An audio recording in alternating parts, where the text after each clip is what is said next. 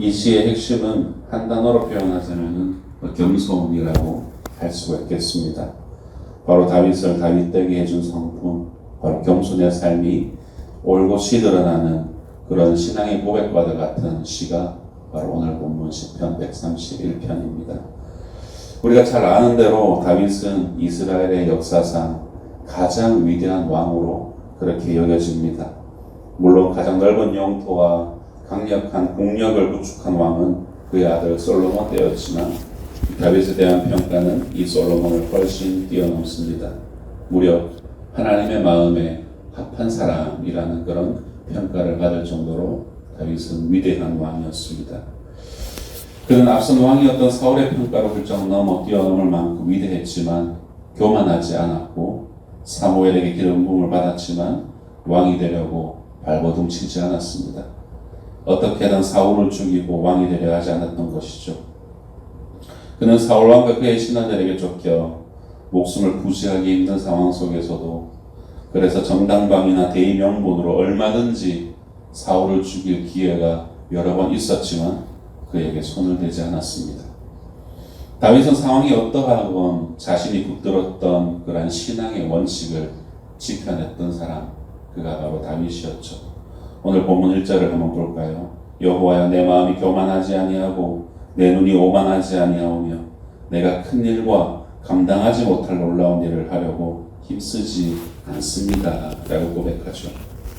다윗이 일평생 붙들었던 신앙의 가장 큰 원칙은 바로 겸손이었습니다. 비록 본문에는 겸손이라는 단어가 나오지 않지만 다윗의 이 고백은 겸손이 무엇인가 라는 것을 우리에게 잘 알려주고 있습니다. 그의 겸손은 바로 하나님을 신뢰하는 데에서 비롯합니다. 다윗은 자신이 교만한 데 마음을 두거나 시선을 빼앗기지 않았던 이유를 이어지는 2절에서 설명하고 있죠. 실로 내가 내 영혼으로 고요하고 평온하게 하기를 젖된 아이가 그의 어머니 품에 있음 같게 하였나니 내 영혼이 젖된 아이와 같도다 라고 합니다. 여기서 젖은 엄마의 모유를 가리키지만 이 모유라는 것은 엄마가 이 아이를 위해서 공급해 줄 수 있는 그런 일체, 모든 것을 의미합니다. 유아 발달에 따르면 아이들은 대개 이 젖을 떼기 시작하면서부터 분리불안을 일으킨다고 합니다.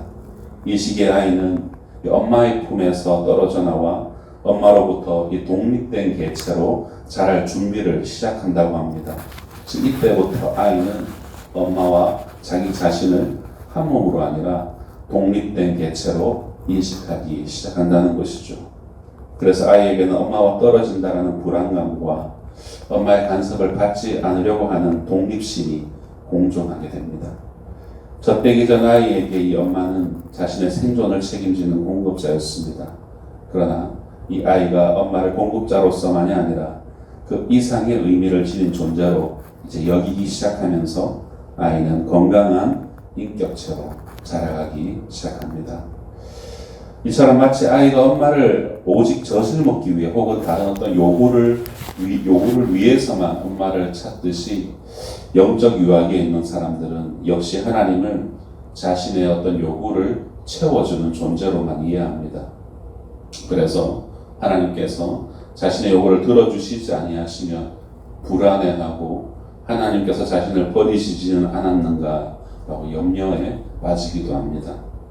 그러나 젖을 땐 아이, 즉 엄마를 자신의 공급자 이상으로 인식하기 시작한 아이는 채워져야 할 자신의 요구가 없다 할지라도 엄마의 품 그 자체에서 만족하게 되는 것입니다. 이것이 바로 우리가 흔히 말하는 그럼에도 불구하고 그리 아니하실지라도의 신앙인 것입니다. 엄마의 존재 자체가 이 아이에게 만족과 평안을 주신다라는 겁니다. 다윗이 고백하고 있는 이 젖된 아이의 고요함과 평온함이라는 것은 바로 이런 것이에요. 다윗이 신뢰했던 하나님은 다윗을 위해 무언가를 주시거나 성취하게 하시는 하나님이 아니라 하나님 그 자신이었습니다. 다윗이 겸손할 수 있었던 이유가 바로 여기에 있습니다.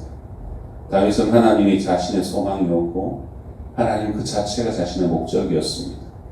그리고 언제나 그 하나님께 자신의 시선을 고정시켰습니다.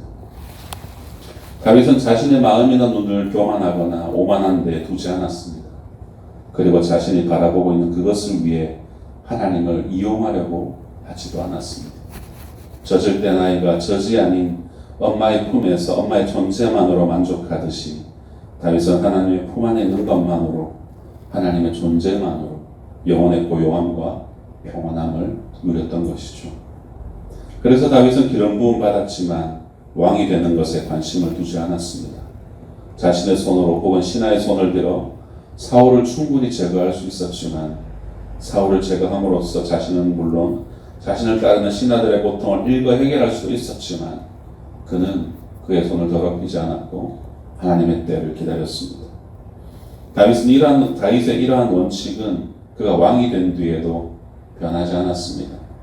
누구보다 하나님을 사랑한 그였기에 그는 하나님을 위한 성전을 자신의 손으로 짓기를 간절히 바랬던 것을 우린 잘 알고 있죠.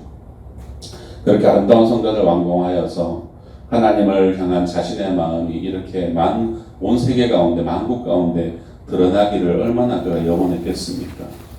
그러나 다윗은 그렇게 하지 않았습니다. 다윗이 그러한 성전을 지었다면 당대는 물론 후세의 사람들은 그 누구도 이 다윗의 하나님을 향한 이 진정성을 의심하지 않았을 것입니다. 하지만 다윗은 그 유혹으로부터도 자신을 지켰죠. 하나님 앞에 깊이 질문했고 하나님이 응답하신 대로 자신의 눈을 하나님 외에 그 어떤 곳에도 두지 않았습니다. 다윗이 이스라엘 역사상 가장 위대한 왕으로 남을 수 있었던 것은 바로 다윗이 자신의 매일의 삶 속에서 늘 하나님만을 목적 삼았던 결과였던 것이죠. 성도 여러분, 다윗은 이 시를 직접 지어 부르면서 자신의 삶을 그렇게 점검해 보았을 것입니다. 이때 다윗이 자신의 삶을 점검한 기준은 늘 하나님의 존재 그 자체, 곧 신전의식, 코란데오, 그것이었습니다.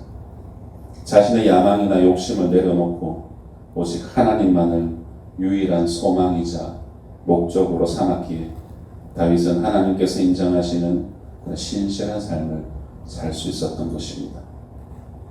사랑하는 성도 여러분, 우리 그리스도인의 삶은 영원한 본향을 향해 나아가는 믿음의 여정이라고 우리 그리스도인의 삶을 그렇게 표현합니다.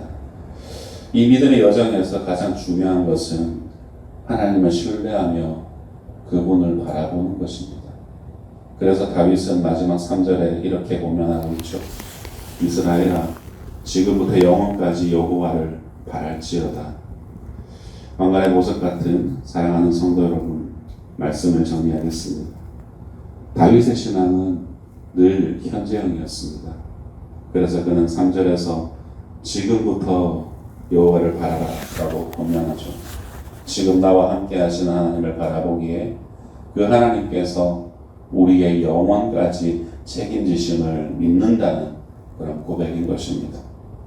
그래서 우리의 믿음은 현실의 뿌리를 내리고 있되 훗날 우리를 영생으로 인도하실 영원하신 하나님을 바라보는 것이어야 됩니다. 혹시 우리의 현실에 불어닥친 수많은 어려움 때문에 미래에 대한 염려로 불안해하고 계신 분 있지는 않으십니까? 오늘 우리에게 일용할 양식을 주시고 오늘을 살 수 있는 은혜를 다 예비해 두신 주님을 바라보시기를 소망합니다. 하나님이 나의 영원하신 기업이다 라는 우리의 고백과 같이 하나님만이 진정으로 나의 영원하신 기업임을 믿음으로 바라고 소망하시는 성도님을 되길 소망합니다. 그래서 부디 지금부터 영원까지 하나님만 바라시는 우리 성도님들 되시기를 주님의 이름으로 축원드립니다.